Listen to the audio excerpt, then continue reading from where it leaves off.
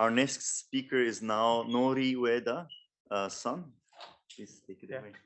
So good morning. I'm Naonori Ueda. I'm a disaster resilience science team leader. So today's talk is a physics-informed deep learning approach for modeling crustal deformation. Okay, we Japan have suffered from severe natural disasters such as massive earthquake, tsunami, and heavy rainfall. Okay, so disaster resilience is one of the important social issues in Japan. So when RIKEN-AIP was established, I launched this team. Okay, our team mission is to develop a machine learning technique to that contribute to the disaster resilience mitigation or prevention. Okay, so I think you are more interested in the machine learning technique than in the seismic data analysis itself. So let me introduce first recent result, a recent trend in AI research related to our research. After that, let me introduce our recent paper, modeling cluster deformation based on the physics-informed deep learning. So accepted the neural Nature communication last year. Okay. So this slide shows the advance in the recent scientific machine learning.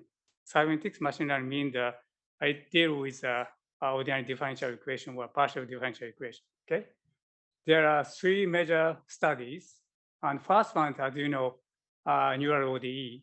It can learn and predict dynamics by training ordinary differential equation using a bunch of data. And I think this neural ODE is the origin of the recent scientific machine learning. But as you know, there is no guarantee that neural ODE is satisfy the physical law, such as conservation of energy. Okay. To solve this problem, Hamiltonian neural network was presented. Okay. In HNN, Hamiltonian equation should be satisfied during the training. Okay. Now also, we have published related papers on NeurX last year, but today I don't explain about that. Okay, the third one is I'm very interested in this approach, physics-informed neural network. It's quite different from the others in the sense that it doesn't require a bunch of data, only partial differential equation and initial condition and boundary condition. Okay, so our recent paper is based on this pin. So let me briefly introduce, explain original pin. This is the paper, Journal of Computational Physics. Okay, very recently, and I found that there are 3 or 4 papers accepted in NEPs related to physics-informed neural network.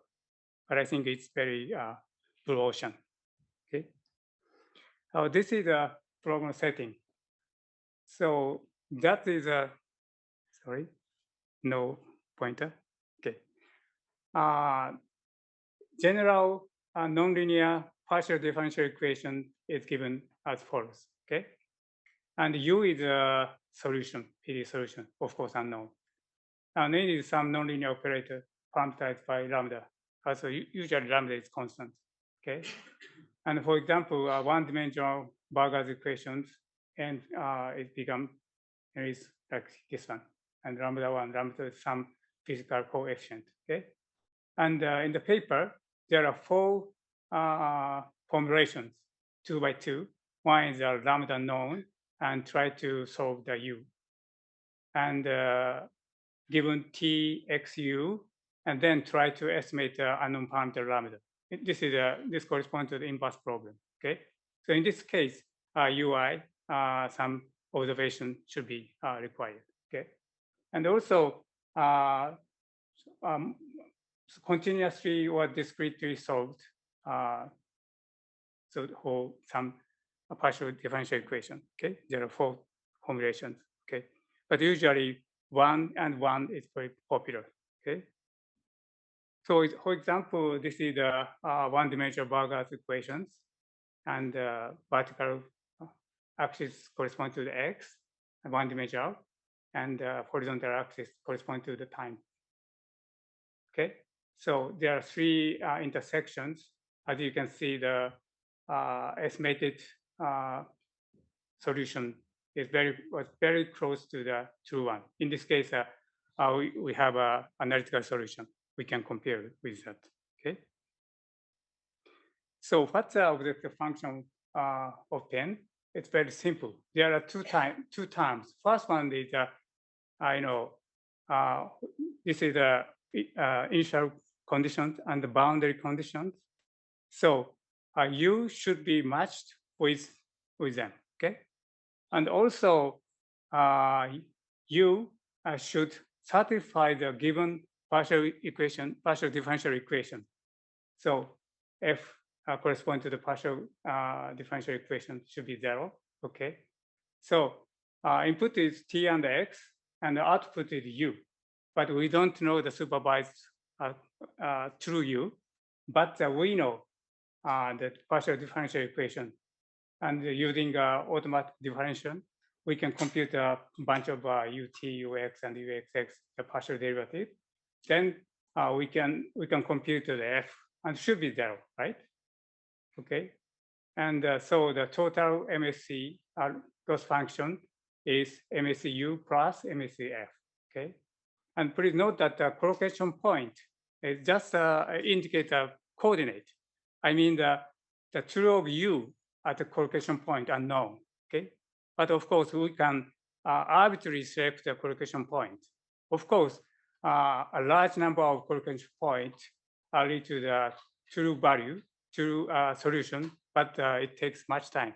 So we can select more conveniently select the collocation point. Okay. So let's move on to the main topic. Our recent result, Crustal Deformation analysis by physics neural network, physics informed neural network. And so first three authors are seismology researchers, and me are machine learning research. So this is exactly the collaboration with physics scientists and machine learning researchers. Okay. So let me first introduce the Crustal Deformation model. There are two analyses: forward problem, forward analysis, and inverse analysis. Okay. So this just corresponds to the forward problem. Okay. The forward analysis is a problem of simulation using true physical model. Okay. On the other hand, inverse analysis is a problem of estimating a true physical model from the observations. Okay. And so understanding classical dynamics is useful for earthquake fault failure, plate motion, and underground elastic viscous structures more intuitively. By comparing the observation with a physical true model, we can understand the evolution of destruction caused by the massive earthquake and the potential for future massive earthquake. Okay, so in this sense, this research has a long history, more than 50 years. But so our research enables change and arbitrary deformation and underground structures to be represented so continuously. So the Nature Communication reviewers highly evaluated this result. Okay. So in this study, we focus on the strike slip fault, yokozure danso in Japanese. Actually, Kumamoto earthquake 7 years ago in Japan also strike slip fault. Okay. In the strike slip fault, UXY is invariant in Z direction. Z in this direction, and this graph shows that U minus and U minus U plus in the opposite direction displacement. Okay. Okay, and red curve correspond to the fault. Okay, so danso in Japanese. Okay, and the blue curve corresponds to the Earth's flat surface. Okay, and we know that some partial differential equation, because it's a long history. The scientists discovered that kind of partial differential equation. Okay, and also since crustal deformation analysis is performed under the steady state conditions, so only spatial differential equation are used.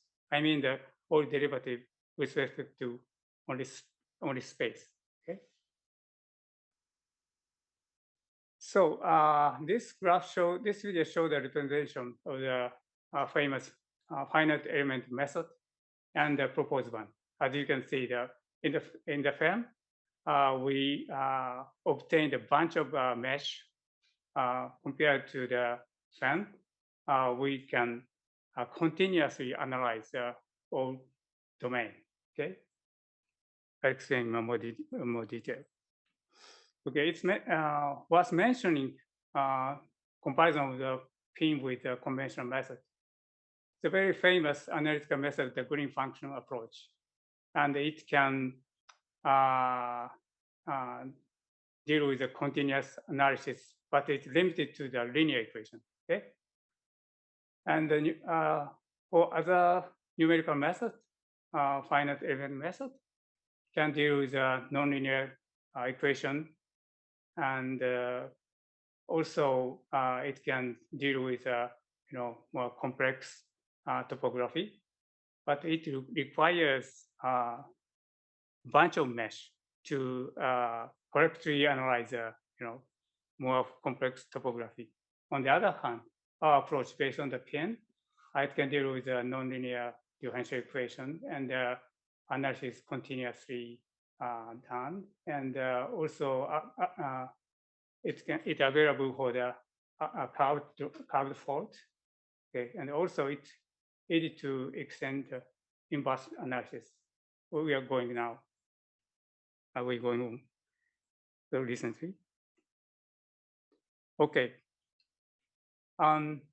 So you may think that so pin is directly available to this task, but the answer is no, because since the fault fails due to the earthquake, U is discontinuous on both sides of the fault. Sigma minus is a direction, opposite direction.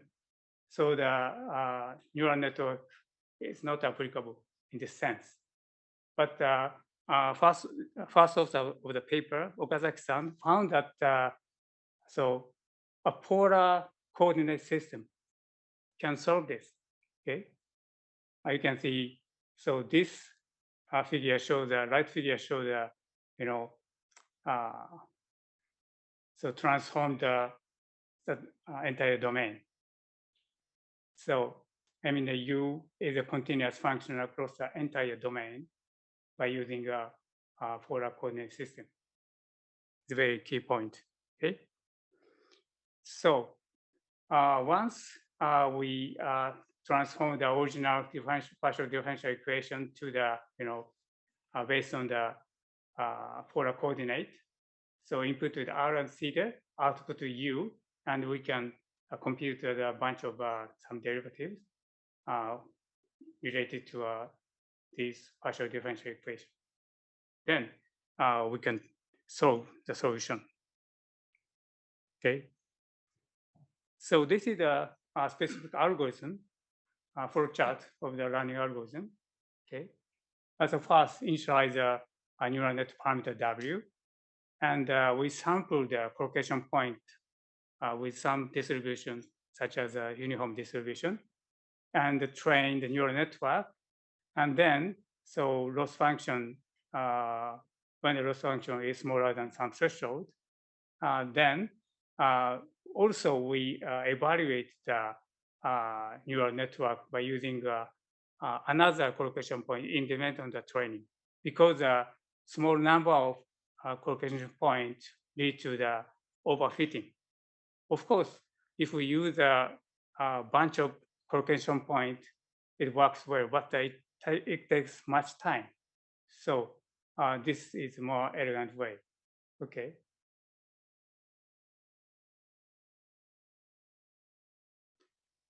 And I'll show you some experiment result. This is the toy problem. I mean the vertical fold on the straight earth surface and uniform medium. In this case, we can solve analytically. We can compare the estimated result with so true one. Okay. I'll skip the details, but anyway, so you can see the dotted line is very close to the solid line. I mean the PNN result again with the anelastic solution, whatever the case. Also, this is a more real case, general case. The curved fold and the curved earth surface and non-uniform medium. So in this case also, our approach so very close to the finite element method because in this case we don't know the true analytical solution. Okay, so we compare our method with the finite element method. Okay, but please note that so creating mesh is takes much time to to get a more reasonable result. On the other hand, pin is very simple to use. Okay. Okay. Also, it's worth mentioning. So the pin reproduced some theoretical result. I mean, for fixed S, it means the displacement the U minus and U plus. Then, so uniform strip should be reproduced according to the theory. But as you can see, the pin could reproduce the existing theory, uniform strip. This is important. Okay, let me summarize the talk. Okay, so it's time. So I don't give them out. Okay, please leave them out. Thank you very much. Any questions? So yeah, questions. It is very surprising to me that this randomly sampled data points, you can basically fit a neural network that will also get these discontinuities correctly, way faster than what the finite these mesh. Were you surprised, or this is some sort of a? Yeah. You're also surprised. Right? Yeah. Also, yeah. Reviewers also surprised. Yeah, because seems like sampling the space and training a neural network. Yes. But you have to also make sure that the boundary conditions hold and so on and so forth. Yes. So setting up the costs is a bit of an effort, but yeah, surprising to me. Yeah. Quite interesting. Of course, so how to select the correlation point is very important in practice.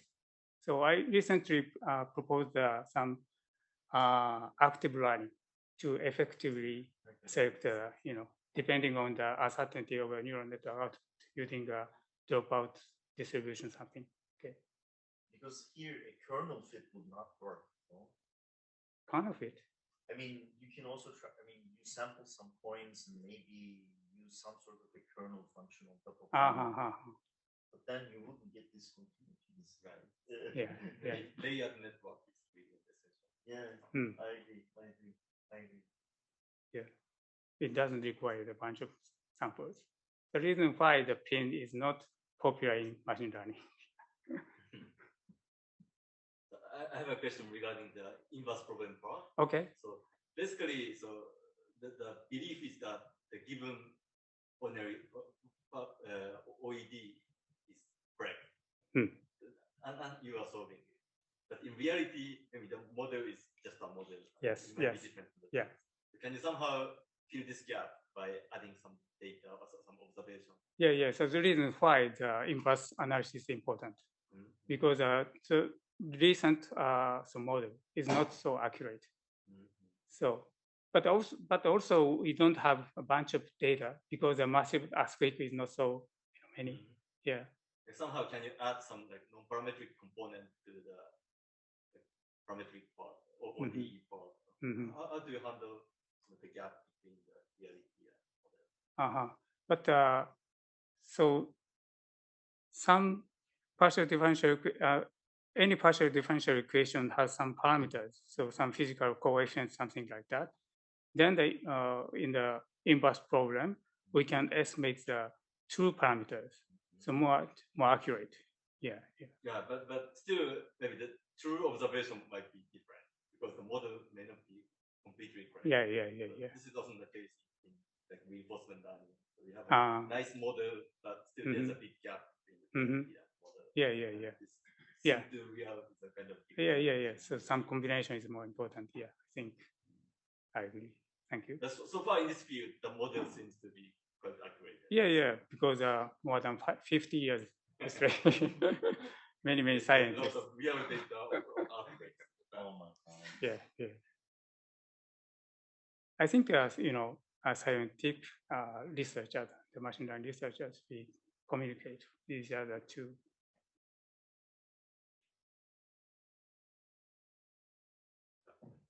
Yeah.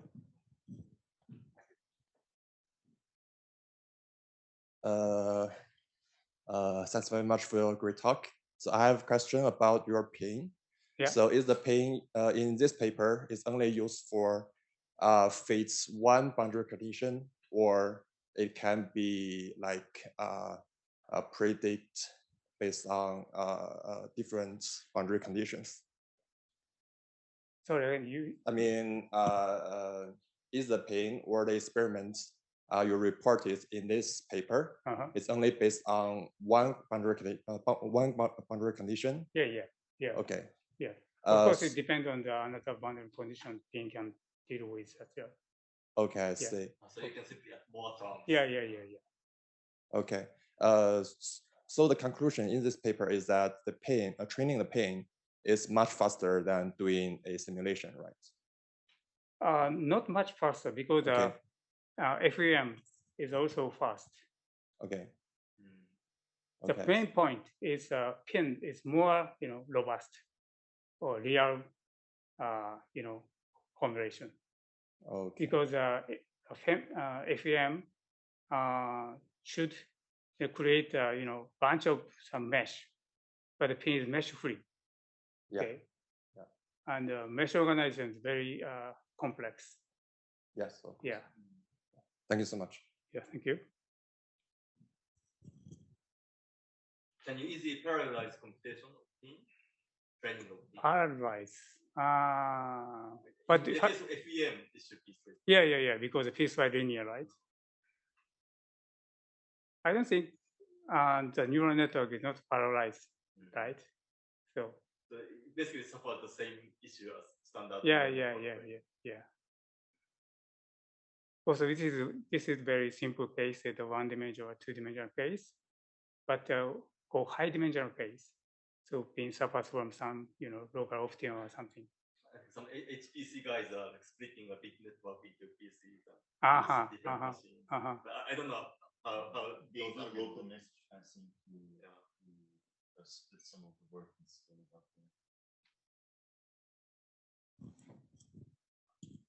Thank you. So we are also doing the nuclear fusion simulation exactly using the pin. Yeah. So, but for us, like the when we're calculating the sampling point is really time consuming. And you just mentioned that it's important, like the sampling has some tricks. Can you share some tricks? Like the not included in the paper. Can you just give some not scientific tricks? Yes, secret sauce. Thank you. Yeah, active learning is very important. Yeah. Sorry, using active learning. Oh, okay. Yeah. Choosing uncertainty. Yeah. Oh, okay. Yeah. Thank you. By evaluating uncertainty over U, depending on the X and T. Okay. Using in my case, using some dropout Monte Carlo. Oh, okay. Yeah, because it is not so easy to evaluate the uncertainty of output of neural network. Yes. But some researchers, GAL, proposed dropout Monte Carlo. Oh, okay. Yeah, to evaluate the uncertainty of output of neural network. Okay. Yeah. Oh, that's very, very easy. Yeah. Thank you. Yeah. And we got the result of 1.5 faster than the uniform distribution. That's very important. Yeah. Thank you. it's time. Okay. All right. Yeah, this is perfect. Yeah, thank you very much.